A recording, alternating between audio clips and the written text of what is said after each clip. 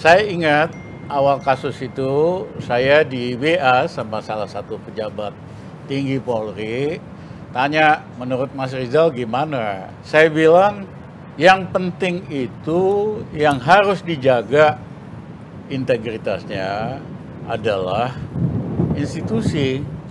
Jangan gunakan institusi untuk melindungi satu bahkan 10 jenderal gitu. Ternyata itu jadi basis kebijakan di polisi. Bang Rizal ternyata Pak.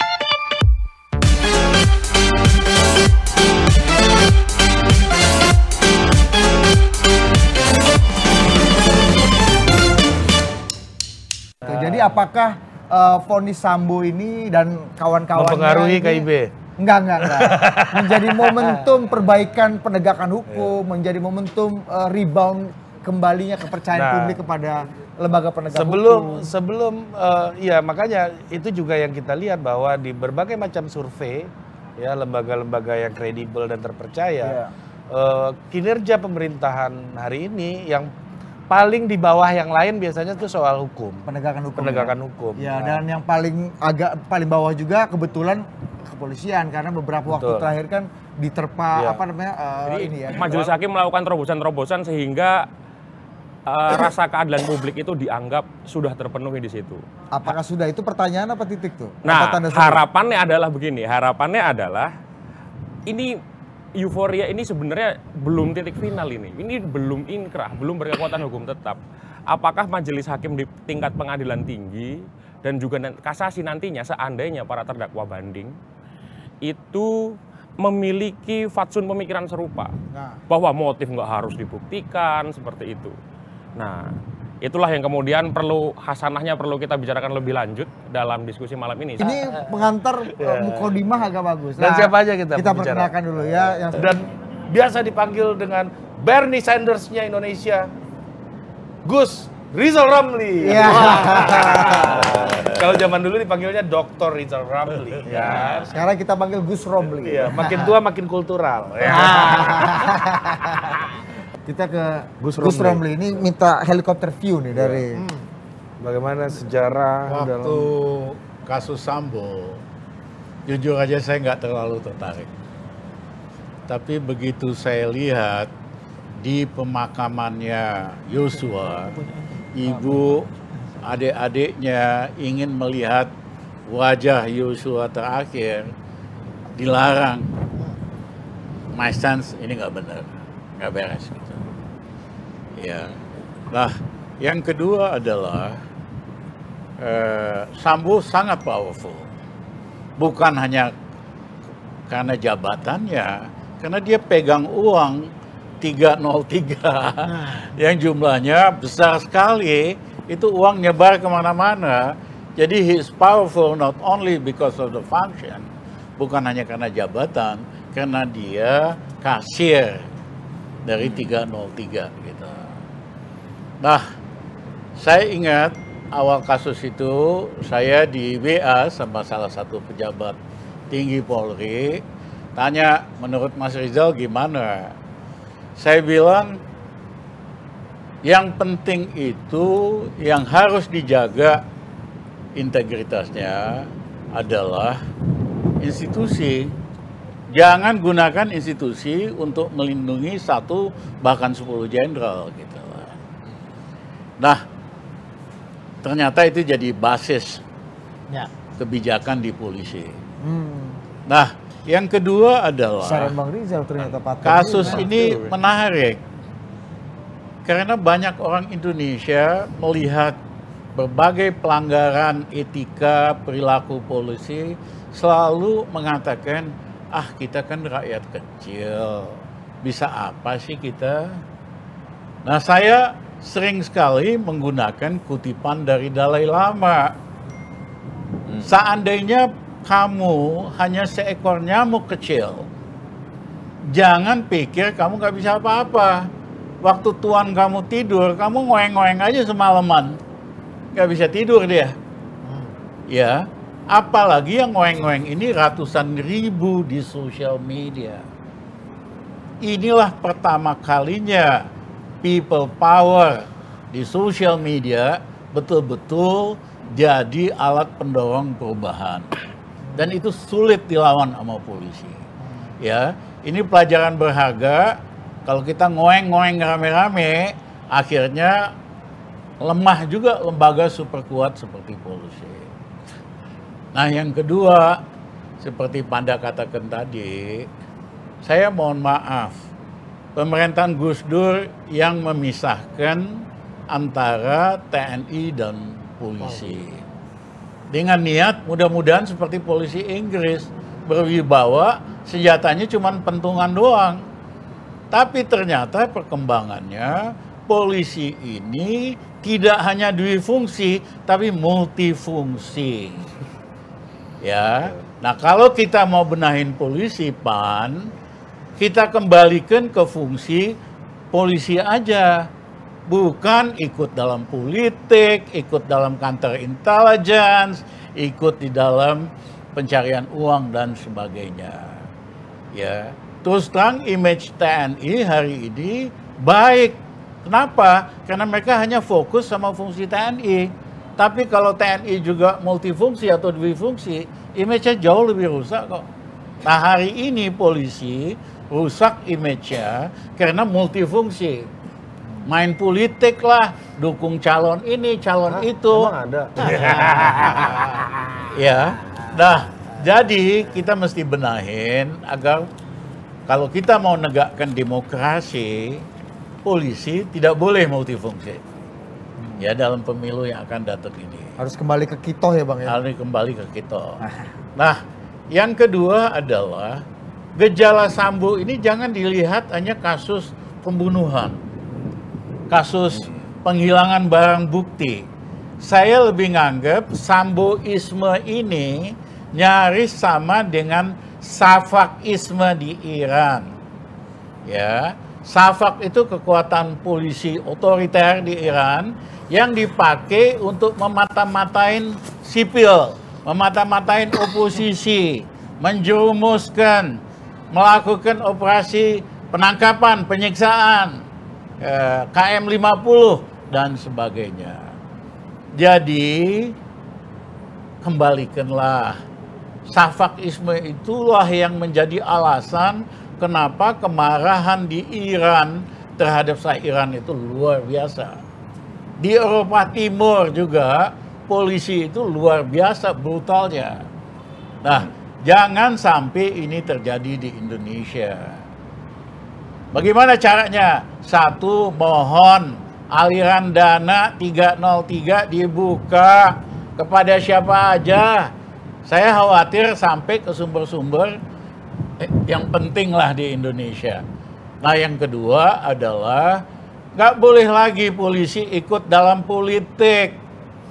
Ya, jadi penyangga dari siapa-siapa. Karena itu ciri-ciri negara semi-otoriter. Dan yang ketiga, jangan menggunakan undang-undang ITE. Itu kan didesain untuk melawan kejahatan kriminal di dalam internet, dalam bidang keuangan. Ini malah jadi alat buat nakut-nakutin, buat tangkap oposisi. Nah, jadi kita hapuskan Shafakisme. Kita kembalikan polisi, hanya kembalilah jadi jabatan polisi yang sesungguhnya. Dan jangan dipersenjatai super modern, apa-apaan. Iya kan? Bahkan lebih canggih senjatanya dari Angkatan Darat yang benar aja. Anggarannya 3 kali dari angkatan yang lain. Ini mesti dibenahin. Kalau Jokowi nggak sanggup, nanti kita benahin habis Jokowi. Nah, yang lain adalah hukum itu, mohon maaf Man, paling rusak zaman Jokowi itu menurut lawyer Kamarudin Simanjuntak. Saya kasih contoh lah, kasus Indosuria yang hilang 100 triliun, termasuk 50 triliun dari koperasi. Bisa-bisanya dibebaskan. Ya, kemudian teman saya, Menko Polhukam yang menyeng-nyeng itu loh, siapa? Mahfud. Dia bilang pemerintah nggak bisa apa-apa. Ini kasus perdata. Come on. Tindakan Indosuria itu adalah ponzi skema. Di seluruh dunia ponzi skema, tindakan kriminal. Yang kedua, lebih dari setengah uangnya dipindahkan ke luar negeri.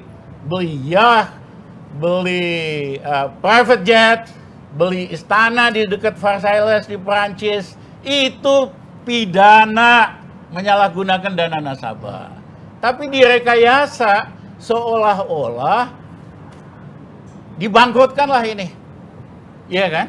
Dibangkrutkan, kuratornya diatur. Ya, sehingga akhirnya dana nasabah nyaris nggak ada. Orangnya sendiri hartanya nggak disita. PPTK ngapain dibikin? You tulis surat kepada pemerintah Perancis atau di Singapura. Mana list aset, fixed aset dan liquidnya. Sita itu. Ya, supaya nasabah bisa kembali uangnya termasuk koperasi. Ya, sama juga dengan Asabri. Itu dana pensiunan tentara hilang 20-30 triliun lebih. Yang bersangkutan masih kaya raya, padahal punya 4-5 Ritz-Carlton. Ya, hukum kita ini rusak. Nah, siapa yang tanggung jawab?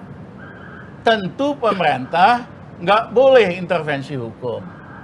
Itu kalau Presiden Jokowi fungsinya hanya sebagai kepala pemerintahan. Tapi Presiden Republik Indonesia juga kepala negara. Dia wajib melaksanakan konstitusi supaya hukum itu adil dan fair. Ya, dia bisa kok ubah aturannya atau undang-undangnya supaya ini bisa disita. Ya kan, enak banget itu. Ini pengusaha-pengusaha penjahat ini. Ini mereka menganut istilahnya itu ogi tapi jaya. Ogah rugi tapi jaya. Tapi caranya memanfaatkan loophole di dalam undang-undang, nyogoklah 4 kali lipat dengan aparat hukum dan sebagainya. Jadi kalau Jokowi nggak beres sebagai kepala negara, nggak mampu beresin ini, ya saya bilang mohon maaf, Mas Jokowi mundur aja. Jadi sebagai kepala negara nggak becus, banyak orang Indonesia yang hebat kok. Terima kasih. Ini apa hubungannya? Ada hubungannya sama peng-peng nggak ini bang, permainan ini bang? Peng-peng, yaitu dimensi lain. Itu kan sebetulnya konflik of interest. Ya, governance itu rusak karena ada konflik of interest. Kalau pengusaha aja itu profesi mulia. Pejabat profesi mulia. Tapi kalau digabungin jadi satu, yang ada rusak. Ya, di negara kapitalis saja nggak boleh kok konflik of interest ini. Namanya apa konsepnya tadi? Peng-peng. Peng-peng. Ayo, Dan kemudian yang saya tahu nggak ada pemerintah. Bukan aku mau bela Mahfud atau Jokowi, nggak ada pemerintah campurin. Itu proses legislasi, proses hukum, hakim nggak pernah dipanggil, diintervensi. Hakim pengadilan tinggi nggak pernah, kau bikin ini, bikin itu. Hakim agung nggak pernah gitu loh. Di mana dicampuri pemerintah? Bukan, saya kalau sebagai pemerintah tidak boleh campur. Nggak ada Tapi campur. sebagai kepala negara berhak menegakkan konstitusi agar supaya hukum itu adil. Agar supaya rakyat biasa tidak dirugikan oleh penjahat-penjahat keuangan ini, gitu loh. Iya, sebagai itu tugasnya sebagai kepala pemerintahan. Iya, sebagai kepala sebagai kepala negara. Ya. Iya, dia bisa panggil jaksa agung, dia panggil Kapolri, kau kerjakan ini, kerjakan itu. Saya pikir bukan intervensi itu, gitu loh. Memang tugas dia untuk melakukan itu. Jadi aku terus terang, inilah yang terakhir dari Rizal, mengkritik Jokowi, gitu.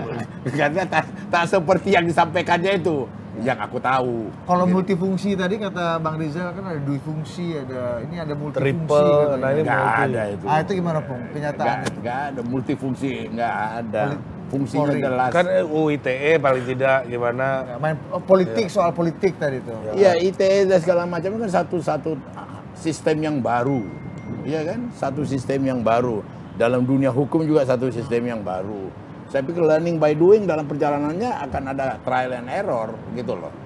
Tetapi kejahatan yang paling banyak merugikan rakyat adalah kejahatan keuangan.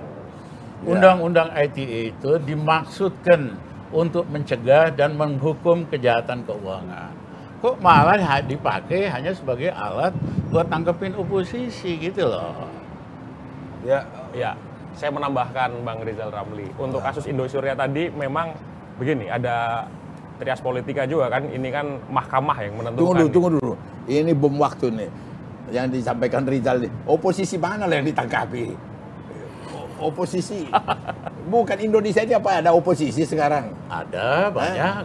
Kalau Iya. Anda nggak merasa oposisi, Bukan memang oposisi pantas. maksud aku oposisi tidak seperti begitu bahayanya. Ya, Ada oposisi. nyatanya banyak orang ditangkap hanya karena ngomong, ya kan, karena mengatakan sesuatu yang tidak sejalan dengan yang kuasa. Dia kalau memfitnah segala macam kan diproses, ya kan? Iya, tetapi esensinya di KUHP udah ada kok aturannya, iya kan? Nggak perlu pakai undang-undang ITE, karena undang-undang ITE itu yang Ya, bersangkutan bisa tapi- ditangkap langsung loh. Ya, Beda sama KUHP kan? Ya, Diproses dan Bang- sebagainya. Bang Nah, ini Rizal, paling netral tapi ini, DPR. gitu ya. paling netral. DPR netral Undang-undang gimana sih? ITE dengan KUHP baru kita selesaikan. Ya, jadi itu kita ubah. Jadi itu sudah kita absorb ya. Kita perjelas ya. Karena kan memang undang-undang ITE yang ada sekarang ini harus diakui juga ya. Tafsirnya ini karet. Ya, bisa ditarik seluas-luasnya. Nah, di KUHP itu sudah diperbaiki. Di samping itu kita kan harus fair juga gitu ya, bahwa juga pemerintah menginisiasi revisi undang-undang ITE itu sudah masuk ke DPR. Hanya kemarin kita sepakati KUHP selesai dulu. Mestinya yang seperti yang diharapkan oleh Bang Rizal itu di tahun ini kita selesaikan. Karena Ya. itu sudah Revisi masuk. ITE. Revisi ITE. Direvisi Dan ya. itu revisinya gampang. Tinggal kita hapus pasal yang ada di Undang-Undang ITE yang selama ini dipergunakan. Karena itu sudah ada di KUHP. Sudah kita di KUHP yang baru sudah kita absorb. Ya. Jadi kalau soal penerapannya yang berlebihan, yang lebay, itu memang tidak bisa dihindarkan. Tapi problem kita itu kadang-kadang berseberangan dengan pemerintah, tapi artikulasinya itu memang penistaan, penghinaan. Itu loh. Nah, Tapi bukan menghantam oposisi. dan itu menghantam siapa saja gitu loh. Tidak- No. Yang pro pemerintah, Ya. ya kan, Denny Sirgar dan kawan-kawan ngomong ngaco aja, menghina siapa aja bisa lolos. Nah. Yang lain kan kena semua. Betul. Ya, jadi Mas Azrul, Ya. saya setuju tadi undang-undang ITE memang harus direvisi. Betul. Karena kejahatan yang paling merusak rakyat itu adalah kejahatan di sektor keuangan. Ya. Apalagi hari ini pakai online, pakai Ya. komputer dan sebagainya, ya kan, orang bisa dijebol akunnya. Jadi fokus dong yang merugikan rakyat sangat banyak.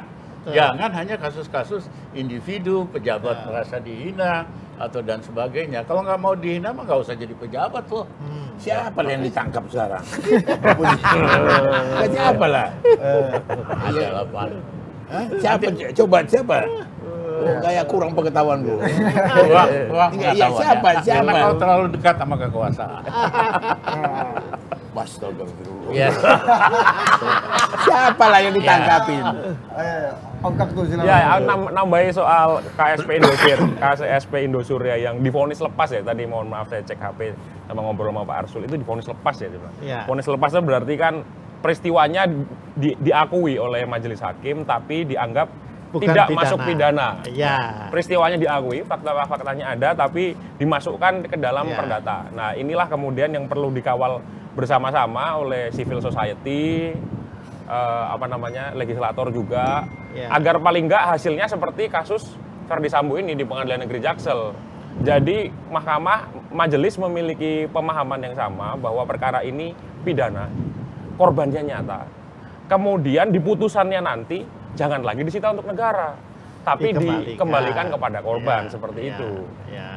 Nah, ini Ya, yang kemudian saya kira perlu. itu betul, Pak. Ya, Ya, kejahatan ini pidana karena Ya. Ponzi scheme kan. ya. Ya. Tingkat bunga hanya 3%, dia nawarin return 15 sampai 20%. Ya. Selama ada nasabah terus, dia hidup terus. begitu Ya. jumlah nasabah baru berhenti, kolaps. Sekarang kan Indosuria diusut lagi. Ya, diusut ulang. Poin saya, tindakan ini satu pidana, Iya. yang kedua pidana karena menyalahgunakan dana nasabah Iya, iya. buat kepentingan pribadi. Iya. Ya, jadi saya minta hal-hal beginilah, kan ini ngerugiin banyak banget loh. Nasabah koperasi, ya kan, puluhan ribu, ratusan ribu kali. Artinya dengan Lain-lain. vonis Sambo dan kawan-kawan yang tadi sudah Ini cukup biang memenuhi. keroknya kan hakim ini. Ya makanya, ini Yang kan tidak hanya Indo- kepolisian bebaskan yang Indosuria. ya makanya Opung, kan ini kan tidak hanya kepolisian yang kemudian harus menjadi momentum untuk perbaikan dan perubahan Iya. seperti tadi kata Opung dan Bang Rizal, tapi juga lembaga penegak hukum lain, kejaksaan, lembaga peradilan seperti itu kan. Opung gimana Ya. Opung? Rizal bilang aku dekat ke dia pernah berkuasa di dalam kekuasaan lagi dia. Aku belum pernah. Dalam kekuasaan aku tetap menegakkan good governance. Oke? Iya, aku Itu bedanya. Ada orang yang masuk kekuasaan langsung berubah. Tidak menegakkan good governance. Kita di dalam di luar kekuasaan terus Sama. menegakkan good governance. Ya. Itu bedanya, Pak. Udah cocok tuh, Iya, benar kan? iya. Benar nggak Opung? Apa ya? Udah Cocok. Bang RR. sohi. Iya benar dong kalau Rizal. Ini Ada ini kawan kita bertinju-tinju. woi. Gimana Opung? Ini sebelum ke Mas Arsul, Ya. atau Mas Arsul dulu. Gimana? Enggak kau yang tanggung jawab. Iya. Ini DPR Ya. ini. Iya ya, momentum tadi itu bukan hanya kepolisian yang harus berbenah. Tadi Bang Rizal sarannya kepada petinggi Lah, iya. kepolisian Saya langsung setuju. dilaksanakan Iya. kan. Dan multifungsi tadi Mas Asrul Kalau tentara difungsi Ya drop harusnya memang, multifungsi. saya kira kan begini, kita harus akui juga ya, meskipun nggak benar 100%, tapi yang disampaikan Bang Rizal kan juga nggak salah 100%. Itulah, ya, harus begitu. dong. Indonesian way, Indonesian way. Nah, Politisi itu jadi kayak di begitu. Indonesia, kalau Panda yang tadi bukan mau saya politisi loh. bilang, memang Opung Panda. ya masih banyak peristiwa-peristiwa yang kebetulan menyangkut atau melibatkan Polri kita, itu memang menunjukkan cita-cita reformasi bahwa wajah polisi yang kita inginkan waktu reformasi itu sebagai polisi sipil, tadi disebut oleh Bang Rizal itu kira-kira kayak polisi di Inggris lah, Ya. begitu. Itu memang belum tercapai ya, tapi bukan berarti juga ya tidak ada ikhtiarnya ada. Lah saya setuju, termasuk yang disebut Bang Panda itu tadi dulu, ketika Undang-Undang Nomor 2 Tahun 2002 Undang-Undang Polri itu dibuat, itu kan sudah diingatkan. Lah ini kan sudah 20 tahun lebih berarti Bang Panda ya. Maka seperti kemarin waktu juga ada peristiwa Sambo itu ya. Nah, memang perlu dipikirkan juga revisi Undang-Undang Polri hemat saya. Saya termasuk antara lain yang menyerukan perlunya diperluas, diperbesar ruang pengawasan eksternal.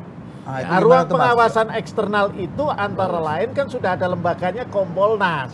Tapi barangkali nanti strukturnya harus dirubah. Ya. Tentu memang harus ada wakil-wakil yang ekspolisi karena dia ngerti ya problem kepolisian, tapi juga ada elemen masyarakat sipil, ada itu pemerintah. Kalau nggak Jadi, ada, Mas. Coba bisa dibayangkan, polisi itu anggarannya ya sekitar 100 triliun. Kemudian diawasi eksternalnya oleh Kompolnas yang anggarannya cuma 15 miliar setahun. Itu loh. Artinya bagaimana sebuah organisasi yang karena anggarannya besar kemudian melibatkan juga sumber daya manusia yang besar, jumlah polisi kita itu lebih dari 440.000 loh. Salah Ya. DPR dong. Nah, gitu. Kenapa DPR kasih cuma segitu? Kenapa Opung yang buat Nanti Nanti undang-undangnya? dulu, Bukan nanti DPR yang dulu. pelaksanaan. Nanti dulu. Iya. Kompolnas ini saat ini sebagai pengawas eksternal itu diatur bukan oleh Undang-Undang Polri, tapi oleh peraturan yang dikeluarkan oleh Presiden, ya, Perpres, Kepres. Nah, anggarannya pun nyantel pada anggaran Kementerian Koordinator Polhukam. Nah, ini yang kita ingin usulkan agar pengawasan eksternal, apapun namanya, masih tetap Kompolnas atau yang lain itu masuk dalam undang-undang, dan juga kemudian memiliki SDM yang memadai Dan juga tentu harus anggaran yang memadai. Nah, paling tidak kita mendekatkan diri pada cita-cita menjadikan polisi kita ini polisi sipil, seperti yang disampaikan Bang Rizal Ramli tadi. Itu. Jadi pengawasan sekali-kali kita dukung yang berseberangan sama pemerintah boleh juga. Ya. Kan tidak benar 100% tapi tidak salah 100%. Iya. Ini ciri khas Betul. politisi, Iya. ciri khas Mas politisi. Asrul, Ya. saya rasa Mas Asrul jawabannya clear. Nah, Bagaimana memperbaiki. Iya. Yang missing di kita hari ini loh ya, dibandingin tokoh-tokoh yang Panda sebutkan tadi, tokoh-tokoh kemerdekaan kita, itu adalah etika Ya. dan integriti. Ya. Ya, banyak pejabat jadi pejabat tapi tidak memiliki etika dan integritas. Ya. Jadi walaupun peraturannya kompleks, lembaganya ada, Kompolnas ada, mohon maaf, ya kan, akhirnya hanya jadi justifier dari kelakuan polisi gitu loh. Harusnya kan mengawasi kalau dia betul-betul mengerti etika, ya, mengerti integritas. Ya, jadi lain kali, karena ini sebagian DPR juga, kalau milih orang cari orang yang berintegritas dah, ya kan? Dulu kalau Gus Dur tuh selalu bilang, Rizal kalau ada orang dua, satu pinter, yang kedua jujur, saya mau pilih orang jujur dah. Ya, apalagi hari ini tidak cukup hanya orang pinter, ya kan? Kebanyakan malah ngaco begitu masuk kekuasaan jadi perkacauan. Jadi kita pilih orang yang memiliki integriti, memiliki etika, baru Indonesia berubah.